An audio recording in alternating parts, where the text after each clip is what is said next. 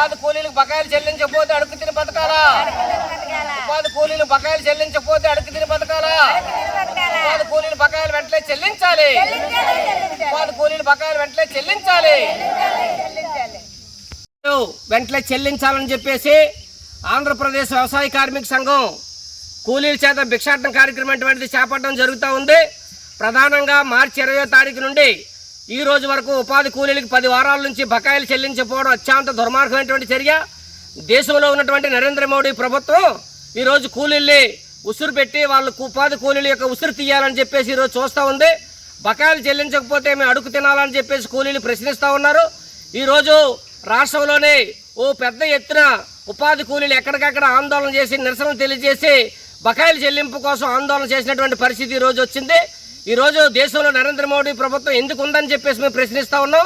ఈరోజు ఉపాధి కూలీలకే కాదు, ఉపాధి కూలీల చేత పనిచేస్తున్నటువంటి విఆర్పీలకు కానీ, ఫీల్డ్ అసిస్టెంట్లకు కానీ, కంప్యూటర్ ఆపరేటర్లకు కానీ, అదేవిధంగా ఏదో టెక్నికల్ అసిస్టెంట్లకు కానీ ఎవరికి కూడా ఈరోజు జీతాలు లేవు. వాళ్ళకి దాదాపు 4 వారాల నుంచి జీతాలు చెల్లించినటువంటి పరిస్థితి లేదు.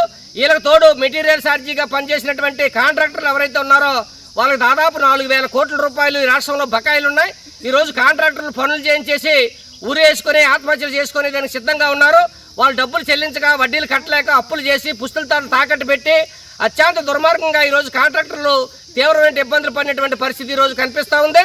కాబట్టి నరేంద్ర మోడీ ప్రభుత్వం ఉపాధి హామీ చట్టాన్ని నిర్వీర్యం చేయడం కోసం పూనుకుంటా ఉంది. ఉపాధి హామీ చట్టాన్ని నిర్వీర్యం చేస్తే ఊరుకునేది లేదని చెప్పేసి ఈ కూలీలు పెద్ద ఎత్తున నిరసనలు తెలియజేస్తూ ఉన్నారు. ఎన్ని కష్టాలు పడైనా, ఎన్ని శ్రమలు పడైనా, ఎన్ని ఆందోళన చేసైనా సరే ఈ చట్టాన్ని కాపాడుకుంటామని చెప్పేసి కూలీలు ఈరోజు చెప్తా ఉన్నారు. కాబట్టి నరేంద్ర మోడీ ప్రభుత్వం ఏదైతే ఉందో యుక్త యాప్ అనేటువంటిది ఒక యాప్ని తీసుకొని వచ్చి కూలీలకి ఈరోజు పనుల్ని నిర్వీర్యం చేయడం కోసం ప్రయత్నిస్తుంది. కాబట్టి యుక్త యాప్ ఏదైతే ఉందో ఆ యాప్ వల్ల కూలీలకు తీవ్రమైనటువంటి నష్టం జరుగుతుంది.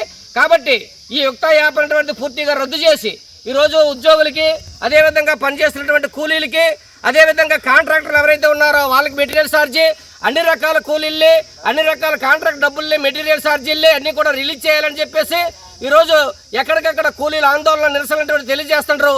ప్రభుత్వం దీన్ని పునఃపరిశీలన చేసి వెంటనే బకాయిలు చెల్లించకపోతే మేము పెద్ద ఎత్తున ఆందోళన చేసి ఈ ప్రభుత్వానికి సరైనటువంటి గుణపాఠం చెప్పవలసినటువంటి పరిస్థితులు వస్తాయని చెప్పేసి ఆంధ్రప్రదేశ్ వ్యవసాయ కార్మిక సంఘంగా ఈ ప్రభుత్వానికి హెచ్చరిక తెలియజేస్తూ డిమాండ్ చేస్తూ ఉన్నాం. వీడియో నచ్చితే లైక్ చేయండి, షేర్ చేయండి, ఛానల్ని సబ్స్క్రైబ్ చేసుకోండి. Thanks for watching.